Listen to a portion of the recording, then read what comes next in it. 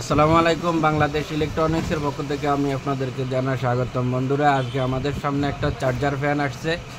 Charger ফ্যানের নাম হচ্ছে, যে আমি আপনাদেরকে দেখাইতেছি মডেল নাম্বার এবং নাম।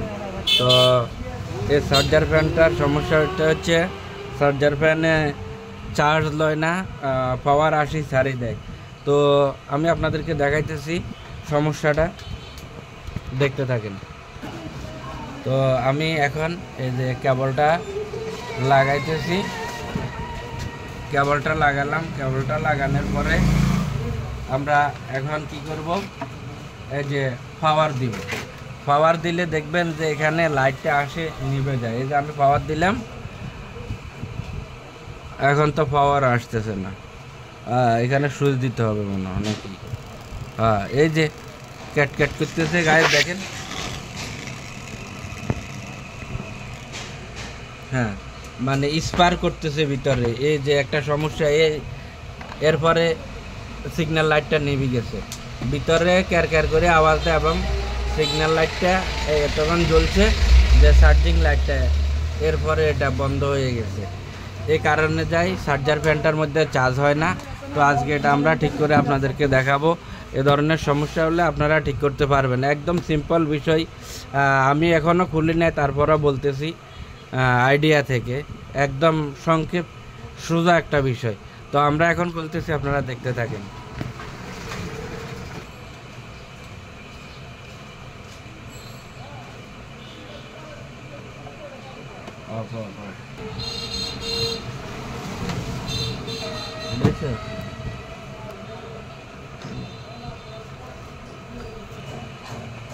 মনে করেন কভার করবো, এখন দেখি আরেকটা নাট আছে।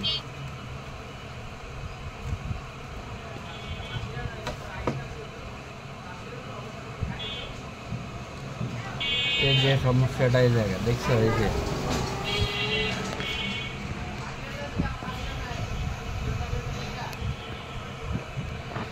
তো গায়েস, এখানে আমরা যে সমস্যাটার কথা বলছি, যে চার্জ লয় না, ভিতরে ক্যার ক্যার করে আওয়াজ করে। তো মূলত সমস্যাটা হচ্ছে এই জায়গাতেই, এই স্পার করে এই জায়গাটা কালো হয়ে গেছে। আর এইখানে দেখেন, এই যে রাংটা, যে মূলত এই স্পার করি এই গাঁট থেকে রাংটা উঠে গেছে। এখন আমরা যদি এটারে এমনি নতুন করে কানেকশন করে দিই, ওয়াশ করিয়া এইভাবে ওয়াশ করি, আমরা রাং জ্বালাই করে দিই, তাহলে আমাদের সমস্যাটা সলভ হয়ে যাবে। এখানে মূলত এই একটুকে সমস্যা, এর বাইরে আর কোনো সমস্যা নাই। অর্থাৎ আমরা এখানে চার্জিং লাইন দিলে লাইনটা এখান থেকে বিচ্ছেদ হয়ে যায়, যার কারণে আপনার এদিকে ভোল্টেজটা আসে না। এই কারণে ব্যাটারিও চার্জ হয় না। তো আমরা এখন এটা সোল্ডারিং করে দিলে আমাদের সমস্যাটা সলভ হয়ে যাবে। তো দেখতে থাকেন আমরা কিভাবে এটা সোল্ডারিং করি।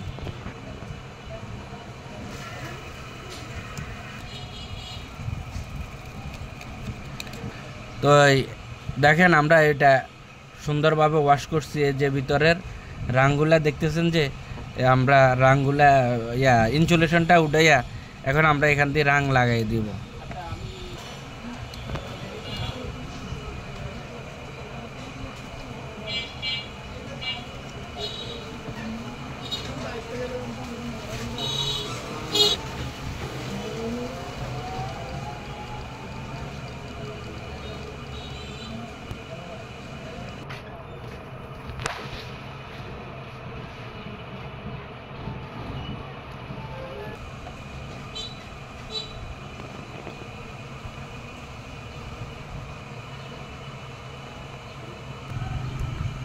তো গায়েস, আমরা এখানে একটা, যেহেতু এখান থেকে একটা লাইন বিচ্ছেদ ছিল, এই পর্যন্ত এখানে প্রায় আপনার অনেকখানি জায়গা, মানে ডিস্টেন্স হয়ে গেছে।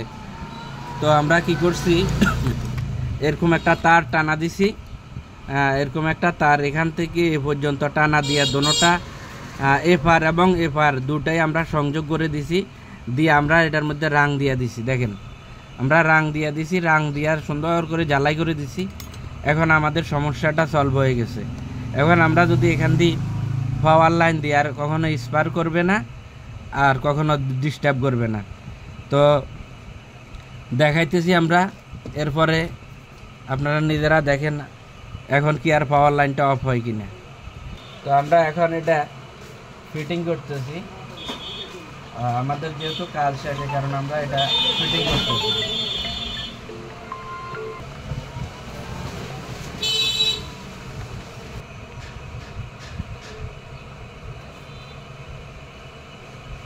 তো আমরা এখন যে পাওয়ার লাইনটা আবার দিতেছি, দিয়ে এখন দেখব আমাদের এই লাইটটা কি এখন আগের মতো নিভে যায় কিনা। তবে আমরা কনফার্ম হয়েছি এখন আর আগের মতো সমস্যাটা দিব না।